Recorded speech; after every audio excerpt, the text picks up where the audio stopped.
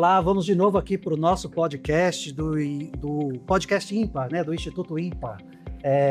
Estamos aqui hoje com o Dr. Gustavo Feitosa. Dr. Gustavo Feitosa tem um currículo tão grande que eu estou com medo de falar, então eu vou deixar a cargo dele. Gustavo, cite aí os seus títulos e a sua formação. Olá, tudo bem? Para mim é honra estar aqui, né, nesse podcast. Eu sou cardiologista, médico cardiologista. Eu acho que uma particularidade aí da minha formação é que eu resolvi fazer uma segunda graduação, que foi a graduação em Ciências da Computação. E aí eu comecei a ter uma formação mais voltada para a área de tecnologia, primeiro com essa graduação e depois com iniciativas de pós-graduação, sempre envolvendo essa área aí de tecnologia, de ciências da computação e de inteligência artificial especificamente. Então, hoje eu atuo como cardiologista e como professor universitário dentro dessa área de tecnologia no ensino médico. Então vocês já sacaram qual é o nosso tema. A gente sabe, a gente acabou de colocar na nossa plataforma, se não colocou ainda vai subir nos próximos dias, o curso básico de inteligência artificial em medicina, que foi proferido pelo nosso professor Gustavo Feitosa. Ele é o principal nome hoje na Bahia e provavelmente um dos principais no país que fala sobre o assunto. E a gente hoje vai conversar sobre o uso da inteligência artificial na medicina. Essa que é talvez a grande novidade do século, em termos de tecnologia, sem dúvida alguma, e que está transformando vidas, está transformando gestões, está transformando a ciência como um todo, né? A inteligência artificial hoje, ela permeia a vida de praticamente todas as pessoas, mesmo aquelas que não mexem com inteligência artificial. De alguma forma, a vida delas está sendo influenciada pela inteligência artificial. Então vamos lá. Gustavo, me fale, por favor, antes de mais nada, vou pedir a vocês, por favor, façam aí, atenda o meu pedido, curta o nosso vídeo e aperte lá o sininho. Vamos dar força aí para o nosso podcast. Então vamos lá, Gustavo. Como foi que apareceu essa coisa assim de se interessar por tecnologia, querer fazer uma segunda formação? Qual foi essa inquietação? O que foi que aconteceu? Olha, eu acho que no início da minha atuação médica, eu acho que muita gente se depara com isso, né? Eventualmente, em plantões, a gente tem uma necessidade de usar métodos para otimizar o nosso tempo em plantões, né, em atividades médicas de uma forma geral. Então, eu sempre fui um pouco inquieto nessa questão de organizar a passagem de plantão, construir calculadoras com Excel, com plataformas básicas para calcular a dose de medicações e otimizar o fluxo, a agilidade de ter aquela informação útil de uma forma mais rápida, né, com o uso dessas ferramentas de tecnologia mais básica. E, ao longo do tempo, eu percebi que essas tecnologias, na ajuda de tarefas médicas, elas podiam ser melhoradas se fossem aprendidas da minha parte de uma forma mais profunda. E aquilo que mais me despertou para permitir essa construção de soluções foi as ciências da computação. Tá? Então, a princípio, isso me pareceu muito lógico que aprender ciências da computação poderia me permitir criar soluções criativas em vários cenários das tarefas médicas de uma forma geral.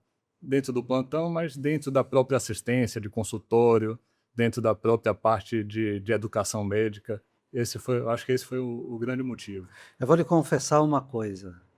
Nesse aspecto, nós somos muito parecidos. Eu nunca pensei em ser médico.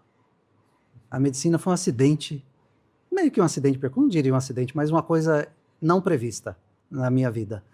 O meu primeiro vestibular foi para um curso que a UFBA tinha acabado de abrir, processamento de dados. Tinha 15 vagas só, fiquei em 16º colocado, ninguém saiu para eu entrar. Fiquei extremamente frustrado e resolvi fazer, eu tinha passado para outro vestibular, que era odontologia, aí eu comecei a cursar odontologia, fiquei tão apaixonado pela área 2 que eu falei, não vou fazer odontologia, eu quero fazer medicina. Aí comecei a fazer medicina, mas sempre muito ligado em tecnologia, sempre fui muito curioso. Só que eu não tive essa iniciativa que você teve de começar a transformar isso numa coisa cotidiana, né, do ponto de vista de produção. É basicamente como usuário comum. E hoje eu particularmente, é, eu ouvi dizer que hoje 90% dos códigos são desenhados por inteligência artificial. É raro você encontrar um programador escrevendo código, porque demora muito. E eu tô criando um software, né? Eu acho que eu já cheguei a falar isso para você, para acompanhar os meus pacientes à distância. O software está ficando legalzinho, está ficando bonitinho. Já estou testando ele com alguns pacientes, está ficando muito, muito bom, né?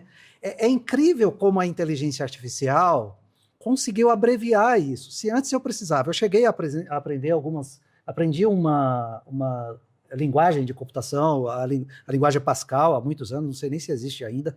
E hoje você não precisa saber uma linguagem de computação. Se você souber a lógica de como funciona um software e de como você cria um software, você, com a ajuda de uma boa inteligência artificial, você consegue dar conta disso, né? Você consegue, você faz um bypass aí nessa necessidade de saber a, a, a linguagem de computação. Isso, eu sou um usuário básico, sabe? Aquele usuário, estou um pouquinho acima da média das pessoas, mas em termos de uso de inteligência artificial, pelo que eu percebo. A maioria das pessoas usa a inteligência artificial como se fosse o Google, né? O básico, olha, eu estou criando um software usando a inteligência artificial. Isso é o básico. Eu fico imaginando que maravilhas estão surgindo por aí com a inteligência artificial, particularmente na nossa profissão, na medicina. O que a gente tem hoje?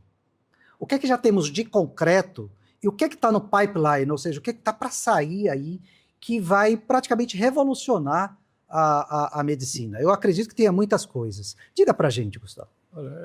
Eu acho que isso tudo que você falou é bem interessante, assim, do ponto de vista de que os programadores, eu acho que vão continuar existindo, assim como os médicos vão continuar existindo, que é outra questão que muita gente pergunta, né? Mas saber manejar inteligências artificiais generativas para construir soluções, ela se tornou uma habilidade mais fácil de execução por pessoas não profissionais. No entanto, aqueles que já têm um conhecimento básico, um background de conhecimento naquele domínio de assunto, eles vão ter, obviamente, uma vantagem de construir soluções mais robustas e mais bem elaboradas. Tá? Da mesma forma como um leigo pergunta assunto médico para uma IA generativa e tem uma determinada resposta, e um médico bem formado pesquisa o mesmo assunto e tem uma resposta muito melhor elaborada, da mesma forma o programador, ao executar uma tarefa de programação, ele vai saber, do ponto de vista de organização de software, elaborar uma solução com a ajuda da IA, obviamente sem escrever linhas de código, isso tem se tornado realmente cada vez menos necessário, mas ele acaba construindo soluções mais interessantes e mais robustas. Então, eu acho que, em relação à sua pergunta... A minha pergunta é, onde é que maravilhas a gente já tem? Por exemplo, na área de biotecnologia, apressar o surgimento de novos medicamentos. O que a inteligência artificial está trazendo de concreto hoje, que já faz parte do cotidiano da ciência médica? E o que você acha que vai surgir aí nos próximos anos? Bom, a inteligência artificial, quando a gente emprega esse nome, né, de inteligência artificial, a gente está cobrindo uma série de soluções, de ferramentas, de tipos de tecnologias diferentes, mas no que se relaciona às atividades médicas de fato, a gente tem desde braços robóticos que usam algoritmos de inteligência artificial para melhorar precisão cirúrgica, isso já é um fato. A gente tem medicina de precisão, como bem foi falado, em relação à tecnologia de Big Data, por exemplo. Existe uma ciência que chama ciências ômicas, que são genômica, metabolômica, lipidômica, transcriptômica. São ciências que têm uma quantidade de dados enormes, gigantescos, um volume de dados, que é um dos Vs do Big Data, né? Então, um volume tão grande, para se ter uma ideia, de que não cabe numa planilha Excel. Então, eu já uso metagenômica para diagnóstico de febre prolongada de etiologia esclarecer. Então, isso já faz parte da minha realidade. Então essas tecnologias de medicina de precisão, usando varredura por inteligência artificial dessa quantidade gigantesca de dados, isso já é uma realidade, de fato, né? Uma medicina direcionada, até em prontuários eletrônicos que correlacionam ações de fármacos com perfil genético de pacientes. Isso já existe disponível. Então, tem uma série de aplicações nessa parte do volume de dados, de Big Data. Existe a parte de wearables, que é bem interessante, dos vestíveis, né? Então, que geram dados contínuos, uma quantidade de dados enormes. Os smartwatches, anéis. Os relógios inteligentes, os anéis inteligentes. O pessoal está falando até de lente de contato, óculos. Isso tudo pode gerar dados, assim, na minha área da cardiologia, por exemplo, fibrilação atrial é uma doença que se beneficiou bastante de algoritmos de inteligência artificial na detecção de fibrilação atrial. Então, isso muda a conduta, tem o potencial de identificar essa arritmia e orientar uma conduta terapêutica totalmente diferente do que poderia ser sem usar esses dispositivos vestíveis, do ponto de vista de usar anticoagulante em quem for realmente documentado que tem fibrilação atrial, e esses algoritmos em relógios inteligentes favorecem essa possibilidade de flagrar o evento da arritmia. Então, isso tem sido bastante beneficiado. Outro ponto que eu acho que tem ajudado muito a inteligência artificial é como um apoio ao médico, como um assistente pessoal. E isso é bem interessante do ponto de vista não de diagnóstico de doença, mas permitir que o médico se beneficie no cumprimento de tarefas burocráticas por hora ou na otimização do seu tempo de consulta.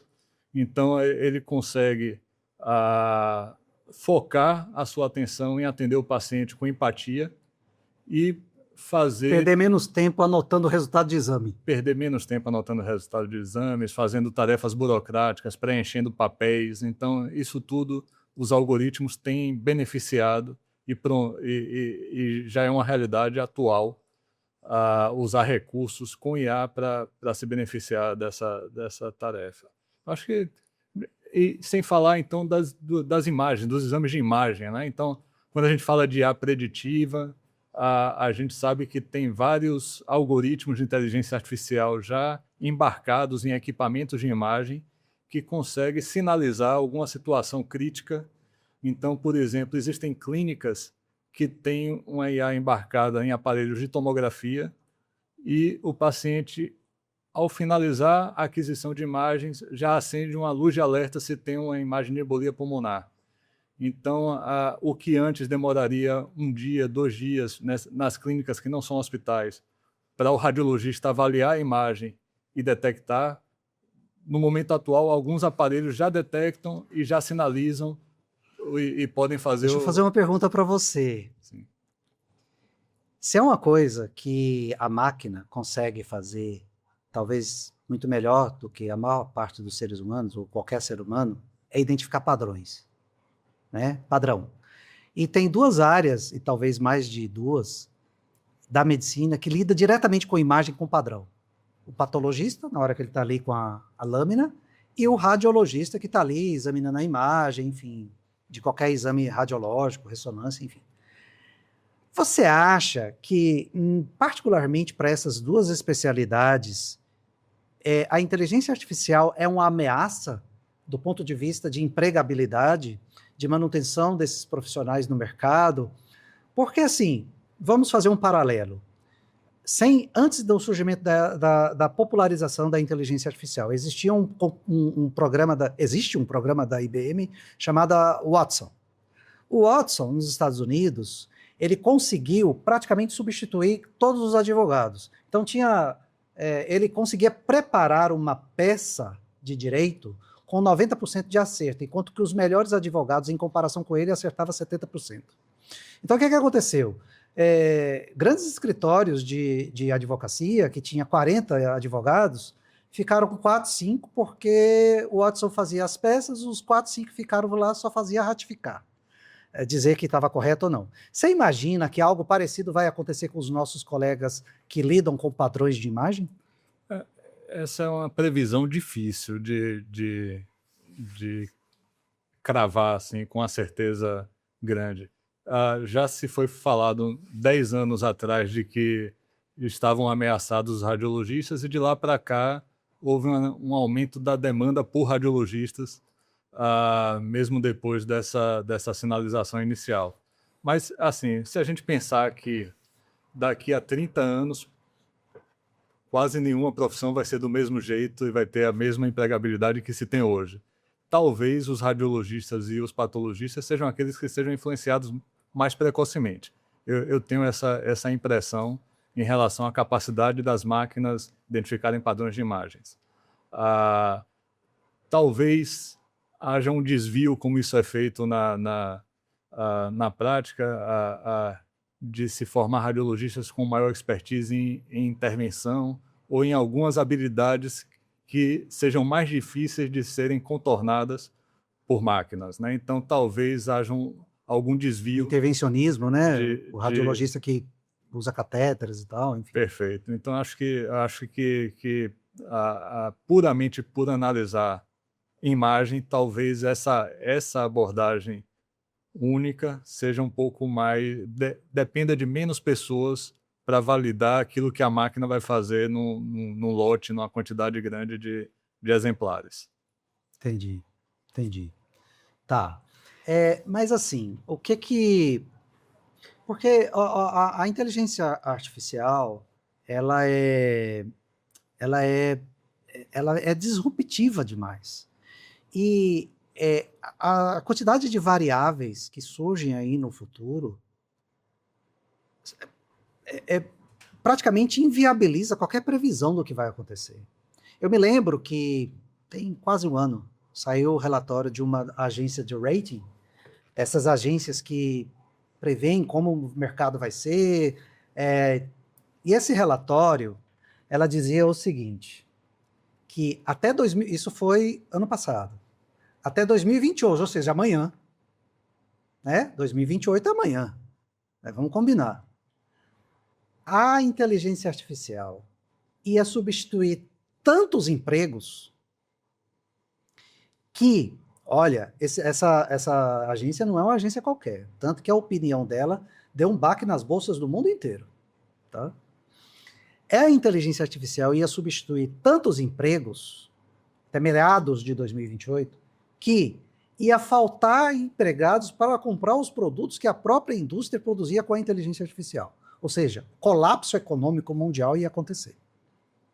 E isso ia ser um grande promotor de sofrimento, fome, enfim, tudo que pode acontecer num colapso econômico, né? A gente está tendo a gente deve ter nesse segundo semestre uma pequena amostra do que é isso, com os resultantes aí dessa guerra que está tendo no Oriente Médio. Você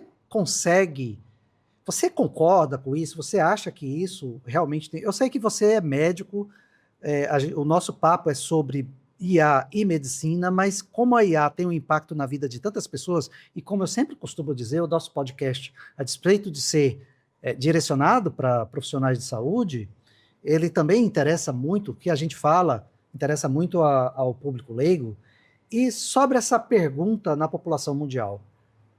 Esse impacto, ele realmente pode ser dessa magnitude, como uma agência de rating colocou assim, de tão devastador? Eu acho que no prazo que já se aproxima, muito provavelmente não, né? Mas...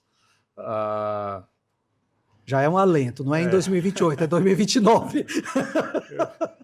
Talvez aí... essas previsões são realmente difíceis, porque é um sistema complexo, né? Muitas variáveis surgem de forma inesperada e influencia demais na resultante. Na resultante. Então, são muitos vetores. É difícil. Eu me lembro que eu já preparei uma aula, eu não vou me lembrar dos exemplos agora, mas das 5 previsões mais equivocadas de mentes brilhantes. Eu procurei as pessoas com a cabeça mais desenvolvida e procurei as 5 previsões mais equivocadas que eles fizeram. E aí? Então tem muita coisa que já a maioria já era para ter acontecido e nada aconteceu, entendeu? Né? Então é difícil fazer essas previsões num prazo curto para pessoas com mentes tão brilhantes quanto a que eu pesquisei. Imagine para mim. É verdade. É só um exercício, né? É um exercício, porque é preocupante, né? Vamos lá. Vamos voltar aqui para nós médicos e estudantes de medicina e profissionais de saúde como um todo. Como a IA ela pode ser usada no cotidiano desse profissional, não só para tocar o consultório, o plantão, estou falando disso não, mas para o estudante em especial, na aquisição do conhecimento de saúde, no conhecimento médico, como ele pode se beneficiar da IA. Porque assim, uma das nossas preocupações é que a IA facilite tanto lidar com o dado que você vai acabar, o indivíduo ele vai... Porque a tendência do humano é ir para a menor quantidade de esforço possível. Nessa tendência, a maior parte das pessoas vai ficar consultando a IA e vai adquirir menos conhecimento, porque a IA já vai dar esse conhecimento necessário, né? Por outro lado, a IA ela pode facilitar a aquisição de conhecimento, né? Facilitar o estudo. Então vamos por essa vertente aí. Vamos esquecer os preguiçosos que vão substituir a sua própria inteligência com a inteligência artificial. Para esse estudante ávido por adquirir conhecimento, como a IA pode ajudar ele a adquirir e sedimentar o conhecimento? Eu acho que existem ferramentas muito interessantes nesse sentido de aumentar a capacidade de retenção do conhecimento. Ferramentas que foram desenhadas com esse propósito. Por exemplo, uma bem conhecida é o Notebook LM do Google, que permite selecionar fontes de conhecimento que sejam julgadas pelo próprio usuário como fontes confiáveis, e a partir dessas fontes confiáveis se fazer um estudo de diferentes maneiras, e isso acho que do ponto de vista de neurociência pode ter uma vantagem grande, porque você pode não só ler o documento com resumo, mas discutir com o documento, fazer questões sobre o documento, criar podcasts sobre o documento, criar aulas sobre o documento. Então, todas essas diferentes abordagens dentro de um assunto único faz com que a gente acabe aprendendo de uma forma mais consolidada aquele conhecimento das fontes. É a primeira vez que eu ouvi falar do Notebook LM. Na realidade não foi com você, eu tinha ouvido falar, mas não tinha usado. A primeira vez que eu vi sendo usado foi você apresentando para a gente, daqui do IMPAR. Eu fiquei maravilhado. Eu uso o Notebook LM e é impressionante. Quem nunca usou, precisa usar. É espetacular. E o podcast, então, é um barato, cara. 2 pessoas conversando lá, em geral é um homem ou uma mulher, né, que vão discutindo ali, falam a opinião do autor e tal, o outro contradiz e tal. É espetacular o negócio, é impressionante. E eu convido todos a fazerem o curso de Dr. Gilson Feitosa aqui na nossa plataforma. Primeiro porque... Gustavo. Oi? Gustavo. É porque o pai dele é Gilson Feitosa, um dos grandes nomes da medicina do Brasil, da América Latina. E o ato falho, desculpe o ato falho. Mas doutor Gustavo, ele preparou um curso só sobre o uso básico, tá? E provavelmente denso para boa parte das pessoas, apesar de ser básico. Sobre o uso de inteligência artificial na medicina, para essas coisas, facilitar o dia a dia no consultório, facilitar o estudo, a aquisição do conhecimento. Eu convido vocês a participarem desse curso, porque ele realmente está muito bom, a um preço bastante convidativo, diga-se de passagem. Gustavo, vamos lá.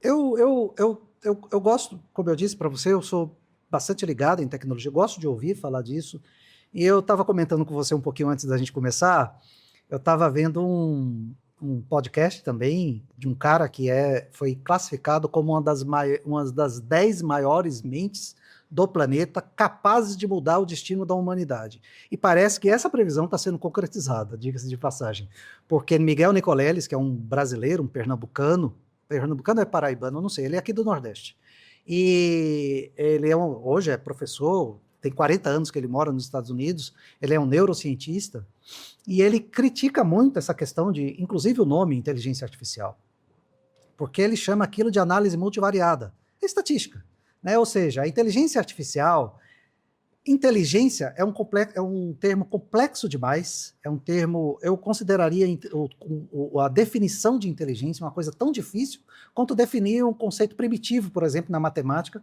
como é, por exemplo, o conjunto vazio. Não existe definição para conjunto vazio. Todo mundo sabe o que é, mas não existe uma definição, não tem como você definir. Inteligência, para mim, é a mesma coisa, sabe? É impossível você definir. E o que a gente chama de inteligência artificial, na realidade, é uma análise estatística, uma análise multivariada. Até porque, ele diz, inclusive, né, nem inteligente nem artificial. A inteligência artificial, isso que a gente chama de inteligência artificial, não é capaz de produzir conhecimento, que a inteligência humana, a inteligência de fato é capaz. Ela, na realidade, usa o conhecimento que já existe e ali faz uma análise e entrega um resultado pronto. Você concorda com isso? Ou, de fato, a inteligência artificial é capaz de criar novos conhecimentos? Bom, a inteligência artificial, seja ela generativa ou preditiva, trabalha com predição no início do processo, né? A predição é puramente estatística, matemática, né? de lógica. Do ponto de vista de IA generativa, em relação à construção, a IA generativa tem permitido construção de muitas inovações e dentro da área da saúde, de criação de novas moléculas, de medicamentos. Então, não é à toa que uma indústria farmacêutica grande dos Estados Unidos fez uma parceria bilionária com a NVIDIA recentemente. Então, esses algoritmos de inteligência artificial na construção de fármacos, eles estão sendo muito úteis para produzir novas moléculas e analisar a conformação espacial dessas moléculas e sítios de ação de moléculas. Sim, mas isso não é... vamos lá. Do ponto de vista prático, isso não é criação de novo conhecimento. É o ser humano usando a inteligência artificial para criar novos conhecimentos. Não é a inteligência artificial em si criando novos conhecimentos. De fato, essa conceituação aí é complexa, mas favorece, sem dúvida, a criação de novas inovações sem dúvida. E coisas muito interessantes, né? E, sem dúvida... ele diz que a inteligência não é nem inteligente nem artificial, até porque... Por que ele diz que não é artificial? Porque isso que a gente chama de inteligência artificial, ela usa do conhecimento das pessoas para criar o seu próprio banco de dados e aperfeiçoar essa própria inteligência. Ou seja, cada vez que você entra no ChatGPT, no Claude, enfim, no Manus, em qualquer um desses que a gente usa, você, na realidade, está alimentando e aperfeiçoando o algoritmo da própria inteligência artificial. Ou seja, quanto mais você usa, mais inteligente ela fica, em teoria, né? Se a gente considerar que inteligência é basicamente análise de dados. Então, por isso que ele diz que não é nem inteligente nem artificial. Mas vamos lá, eu na realidade, assim, eu fico meio preocupado, porque já acontecia com o Google antes, né, com a busca na internet. O Google era considerado o verdadeiro oráculo. Qualquer coisa que você podia perguntar para ele, qualquer coisa ele respondia, né? E as pessoas estão fazendo a mesma coisa com a inteligência artificial, né? A inteligência artificial virou um oráculo, né? O cara chega lá, ele quer saber, sei lá, quando morreu Pedro Álvares Cabral e ele acredita naquela informação. É confiável? Até que ponto a gente pode confiar no que chega nas nossas mãos? Particularmente numa área tão sensível como é a medicina, onde essa informação vai ter impacto direto na saúde de alguém, né? Até que ponto e quais inteligências artificiais o médico deve dispor para lidar com informações puramente técnicas, né? Por exemplo, Eu já tive a oportunidade, testando o ChatGPT lá no início, quando ele surgiu, grande novidade, eu entrei e comecei a fazer uma série de perguntas. Em determinado momento, ele me aconselhou a usar um antifúngico para tratar uma infecção que era bacteriana. E aí eu disse para ele, olha, existe um equívoco aí, essa molécula é um antifúngico, não trata a bactéria. Aí, como sempre eles fazem, são muito educados, né? Inteligência, se é uma coisa educada, é inteligência artificial. Né? Ele fala, me desculpe, você está certo, na realidade é um antifúngico e tal, isso, aquilo, a droga certa é tal, tal, tal, tal. Ou seja, informação técnica errada.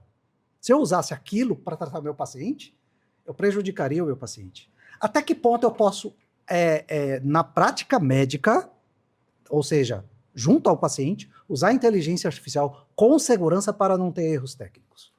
Eu acho que esse é um ponto crítico aí, que é o ponto dos riscos, né, do uso da inteligência artificial. E eu acho que a educação continuada e a explicação de como funcionam esses modelos, essas ferramentas, é fundamental. Então, tanto estudantes quanto pacientes, quanto nós que já somos formados, somos médicos formados, todos nós devemos ter um treinamento, uma identificação de quais são os riscos reais. Esse risco dessa situação que você citou chama alucinação, né? É o termo técnico consagrado, que até os psiquiatras criticam esse nome, porque não é propriamente uma alucinação. Mas a alucinação é quando a gente faz uma requisição para o modelo e a resposta do modelo, embora pareça muito escrita de forma coerente, é factualmente incorreta e impõe algum risco da pessoa que está usando a ferramenta acreditar naquela resposta. Então, isso ocorre mais frequentemente com inteligências artificiais gerais, por exemplo, GPT, Gemini, Cloud. A gente sabe que de 2022, novembro de 2022, lançou o GPT, e de lá para cá os modelos que o GPT usa vêm melhorando cada vez mais e tendo menos alucinações, mas mesmo assim tem. E existem ferramentas que não são inteligências artificiais gerais, Open Evidence, consensos. O próprio Notebook LM, que tem na sua estrutura, na sua arquitetura, uma coisa que é indexação, que é trazer índices ou referências no meio do texto que permitam que o usuário valide de imediato se aquela informação retirada está realmente presente num documento científico confiável ou não. A alucinação pode ocorrer também nessas ferramentas, não é zerado o risco de alucinação nessas ferramentas, mas com essa arquitetura se reduz muito o risco de alucinação. Então, existe estatística para isso? Para dizer assim, sei lá, 0,5% de alucinação? Como os modelos estão evoluindo tanto, isso serve tanto para a resposta de texto quanto para a imagem. Na imagem era muito frequente a gente ver pessoas com 6 dedos, né? Então a alucinação de imagem é muito comum. Se você pedir, por exemplo, dentro da minha área da cardiologia, para uma inteligência artificial geral dessa construir uma cardiopatia complexa, dificilmente ela vai... Eu pedi lá no início, quando eu estava preparando o curso de endocardites aqui do INPA, eu pedi lá, eu estava querendo umas imagens, aí eu pedi para desenhar uma válvula com a endocardite, né, com a vegetação. Aí ele me botou uma válvula cheia de fungo, cheia de vegetal mesmo, cheia de planta. Eu falei, meu Deus do céu, como é que eu vou explicar para uma máquina o que é uma vegetação? Aí fica complicado. Aí botava lá, tentava fazer vários tipos de prompts diferentes para ver se ele entendia. Não entendia, era sempre... Só faltava botar a florzinha, né? A rosinha com a abelha em cima. Mas vamos lá. Outra questão importante, que é a questão ética, né? A gente tem um instrumento que você vai usar ali no consultório. Eu estou com o meu paciente aqui, ele me pede para fazer um relatório. Eu quero fazer um relatório. Doutor, eu preciso de um relatório para o INSS, tá? Pense num negócio que deixa qualquer médico desanimado no consultório a ter que fazer um relatório, porque você perde um tempo absurdo para fazer. Né? A maior parte dos médicos hoje copia lá os dados do prontuário, joga numa inteligência artificial dessa, ele faz o relatório bonitinho e você só copia e cola. Médicos sérios vão ler antes de assinar, óbvio, né? até por causa dessas alucinações, apesar de que ele está lidando com uma informação que você mesmo está entregando para ele, mas enfim.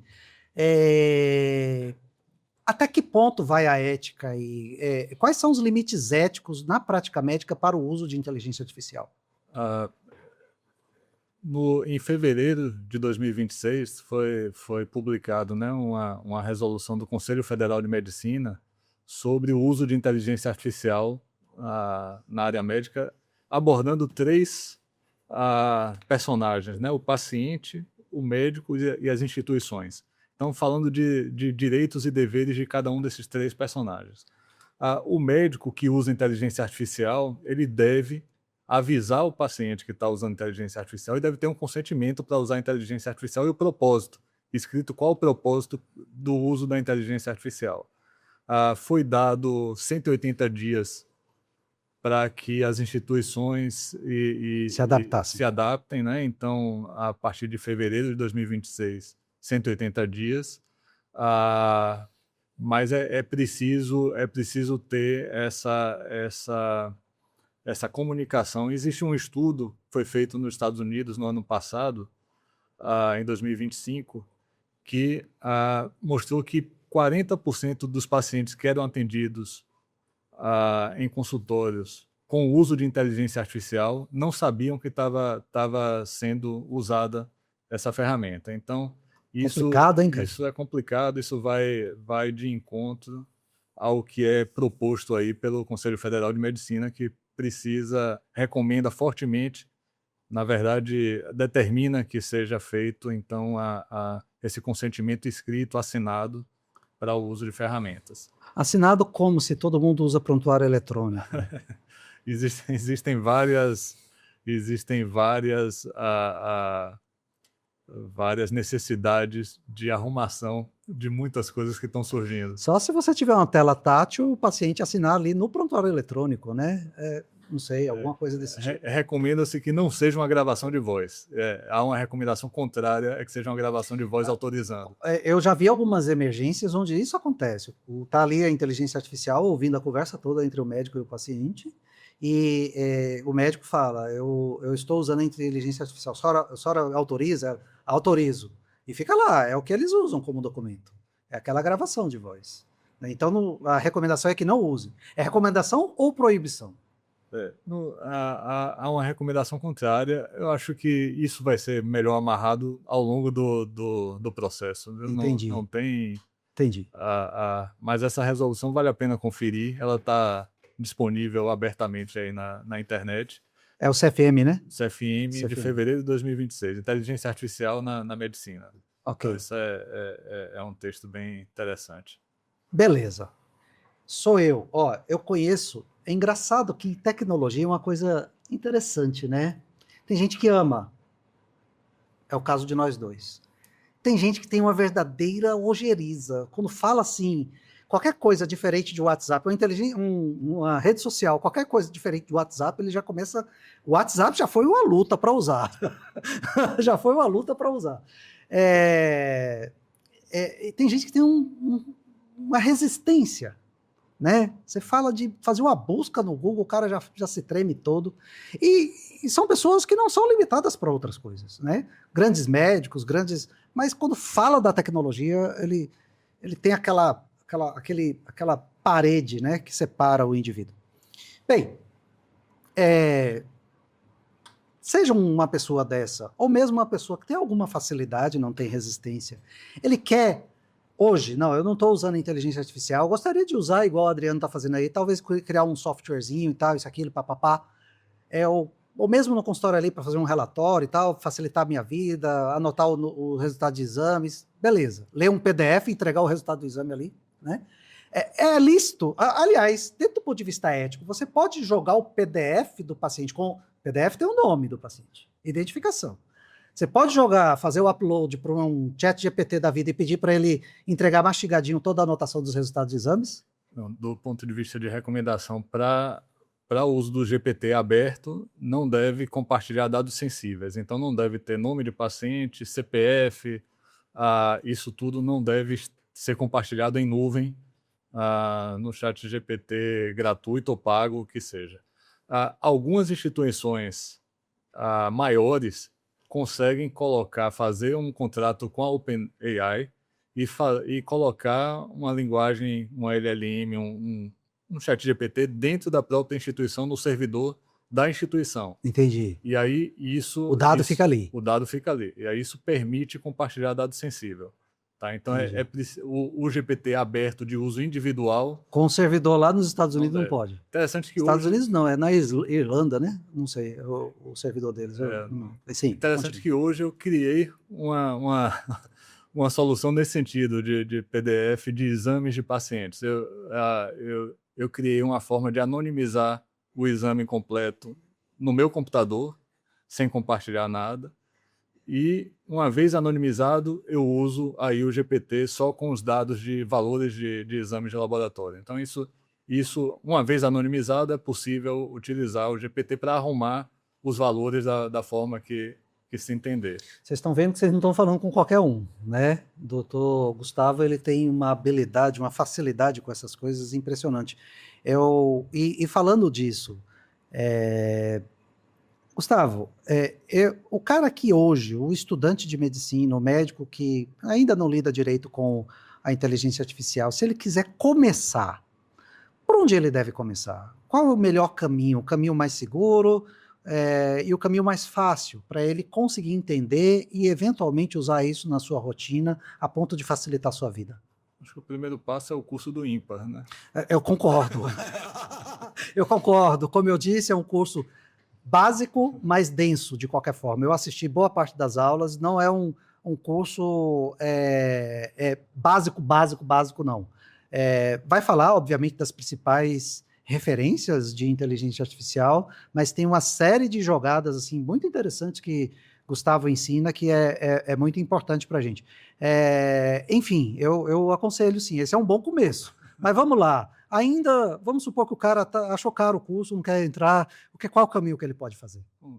Eu acho que uma etapa importante é familiarizar, colocar a mão na massa, de fato, nas ferramentas. Então, tem algumas ferramentas principais. Se eu pudesse falar rapidamente aqui, eu falaria o ChatGPT, o Gemini, o Notebook LM e o OpenEvidence. Para o estudante de medicina e para o médico, acho que essas 4 que eu falei seria um bom começo de manipular. Interessante que o ChatGPT e o OpenEvidence são duas ferramentas que têm modificado a funcionalidade, então é sempre bom estar revisitando, né, essas ferramentas para ver o que surge. Existe aquela questão também de quando você aprende uma língua estrangeira, aprende 2, aprende 3, a 4ª fica muito mais fácil. Sim. Né? Então, a gente chama isso de aprendizado de transferência. Em algoritmos de inteligência artificial existe esse conceito também. Em ferramentas de inteligência artificial, também a gente vai na mesma forma. Então, quando você aprende algumas funcionalidades que estão presentes em 1, 2 ou 3 ferramentas, você já procura aquela funcionalidade na 4ª ferramenta, e isso facilita o seu aprendizado de ferramentas novas. Então, acho que assistir algum curso básico para quem está iniciando é uma etapa fundamental. Colocar a mão na massa em algumas dessas ferramentas, sempre prestando atenção na questão de não cair em armadilhas do ponto de vista ético, né, de compartilhamento, e também na questão de não confiar indevidamente em qualquer resposta que a inteligência artificial te der. Então, toda resposta tem que ter uma validação, e essa etapa da validação humana é fundamental. Mas eu acho que essas 2 coisas acho que seriam as etapas fundamentais, né? Ter uma formação básica, um curso básico, para ser um guia de estudo. Dentro da área de medicina tem vários artigos interessantes aí que tratam de uma forma geral, desde que você pode botar no notebook LM e resumir e aprender rápido. Engenharia de prompts, inteligência artificial na medicina, explica muitos conceitos. Então, acho que vale a pena pegar algumas evidências. Ele falou de uma coisa interessante, que eu aprendi com você, assistindo suas aulas aqui, diga-se de passagem. ele gravando aqui nesse mesmo estúdio, e eu assistindo, poxa, eu não sabia disso. Você vê que o curso, ele, a despeito de ser um curso relativamente básico, para mim, que sou um cara com facilidade em tecnologia, não foi tão básico assim. Ele falou dessa questão da engenharia de prompt e de como tornar o prompt um pouquinho melhor, né?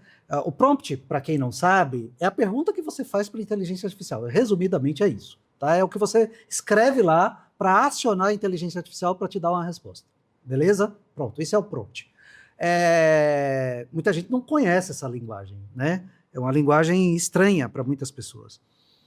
E aí, para mim, que era um usuário corriqueiro e leigo, totalmente leigo, sou, de inteligência artificial, qualquer pergunta podia ser feita de qualquer jeito.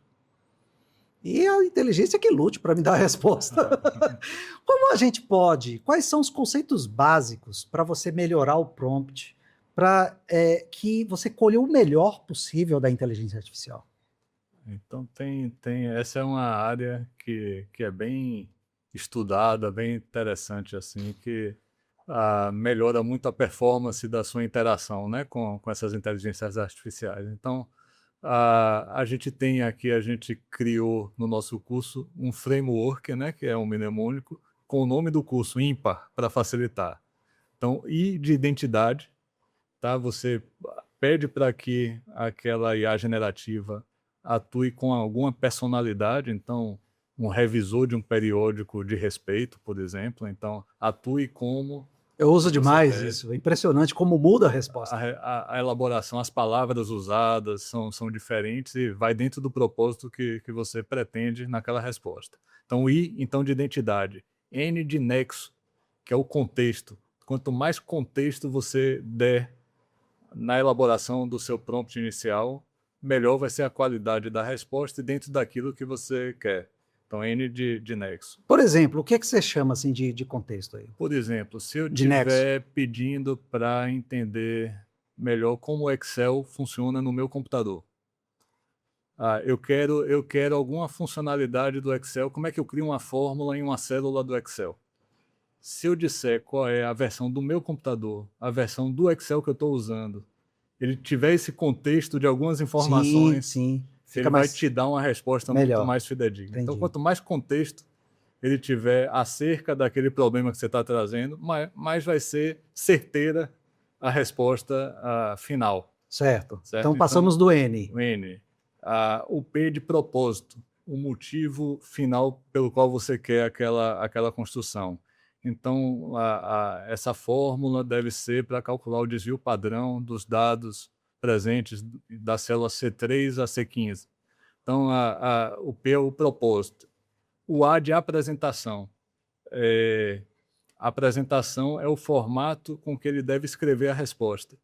Então, por exemplo, nesse exemplo aí que eu quero uma fórmula para uma célula, eu vou pedir apresente apenas a fórmula para eu copiar nessa sua resposta e colar diretamente no Excel. Então, ele não vai escrever texto, ele não vai escrever nada em volta do que é a fórmula. Ele vai me entregar apenas aquilo que eu quero. Ou outros exemplos de apresentação. Eu quero texto corrido. Entendi. Eu quero tabela. Eu quero um documento PDF. Eu quero, então, A de apresentação. E o R é refinamento, é um pós-prompt, na verdade. Então, depois de você fazer o pedido e ter a resposta, você interage com aquela resposta até que seja moldado da forma que realmente te interessa mais. E coube perfeitamente no nome da ímpar, plataforma, né? Ímpar. Tá vendo que ímpar tem tudo para dar certo? Basta você curtir as aulas de Dr. Gustavo que você vai entender bastante e com facilidade, né? Porque o propósito do ímpar é trazer conhecimento com didática, e que torne a vida do médico uma vida mais produtiva. E a gente conseguiu isso bem nesse curso, eu fiquei muito feliz com o resultado dele. Já já ele estará na nossa plataforma. Por último, para a gente finalizar, Gustavo, vamos lá. Você já falou muito sobre isso que eu vou perguntar, tá? Mas eu queria que você resumisse. O que a inteligência artificial está trazendo, já trouxe e trará, que vai moldar e como vai moldar tanto o aprendizado quanto a prática médica? Como é que você imagina o futuro aí, tanto do aprendizado da medicina quanto a prática médica? Como é que você imagina que essa coisa vai acontecer?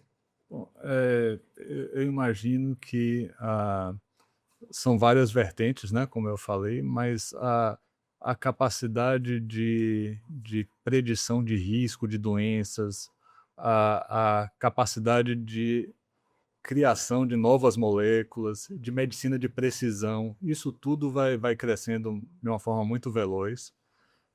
O uso de inteligência artificial generativa, que é uma coisa revolucionária desde 2022, vai ser cada vez mais usada dentro de hospitais e de consultórios e de clínicas.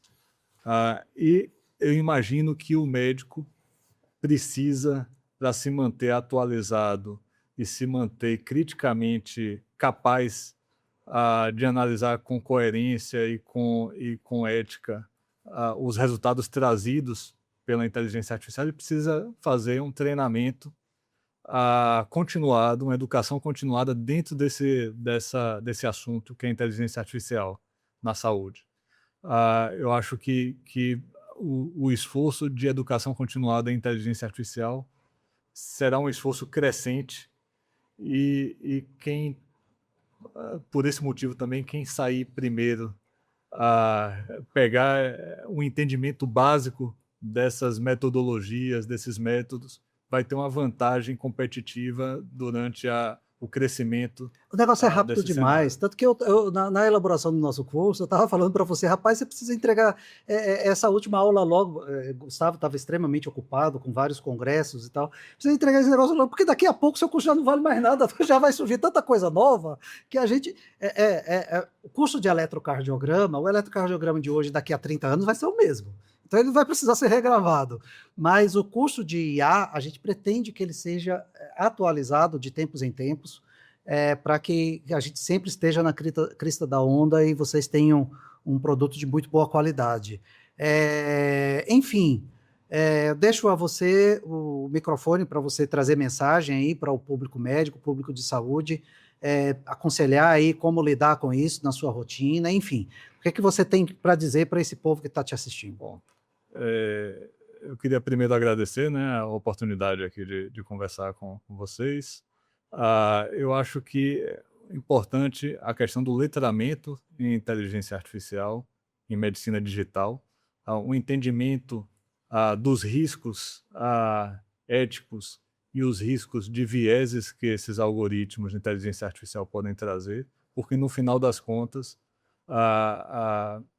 as atitudes pertencem, em última análise, ao médico, né? Então, o médico deve ser capaz de analisar criticamente se aquele algoritmo, se aquela ferramenta é confiável ou não, para poder validar ou não aquela situação, aquela proposta trazida pelo algoritmo.